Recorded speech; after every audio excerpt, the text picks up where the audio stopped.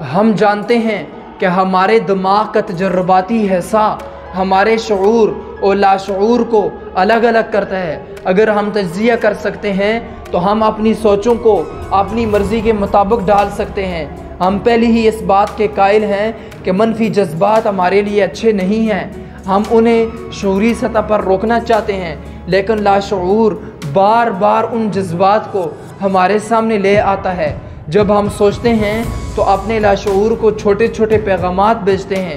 آخر ہمارا لاشعور ہتھیار ڈال دیتا ہے اور تھوڑی سی کوشش ہمارے لاشعور میں تبدیلی لے آتی ہے۔ اس طرح ہم اپنے شعور کی مدد سے لاشعور کو تبدیل کر سکتے ہیں، اگرچہ یہ صرف 10 سے 20% حصے کو قابو میں رکھتا ہے۔ اپنی حالت کو تبدیل کیجئے اور اپنے قابو میں رکھیے۔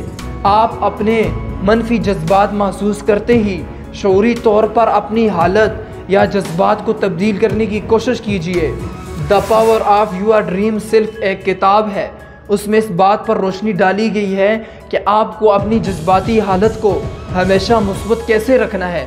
جب بھی آپ کوئی منفی سوچ یا جذبہ محسوس کریں تو خود سے سوال کریں کہ آپ اس حالت میں کیوں ہیں؟ یہ آپ کو کیا بتا رہا ہے؟ کیا یہ اس بات کی علامت ہے کہ مجھے کچھ کرنے کی ضرورت ہے؟ کیا اس کا مطلب یہ ہے کہ میں کسی سے بری طرح پیش آیا تھا اور اب مجھے معافی مانگنے کی ضرورت ہے؟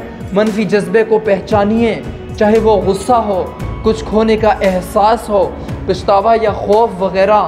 وہ جذبہ آپ کو کیا پیغام دے رہا ہے، یہ سمجھنے کی کوشش کیجئے۔ کیا یہ پیغام کوئی اور مطلب رکھتا ہے؟ پھر اس صورتحال کے بارے میں سوچئے جو اس جذبے کا ماخذ ہے۔ کچھ معاملات میں آپ یہ مطلب بدل سکتے ہیں۔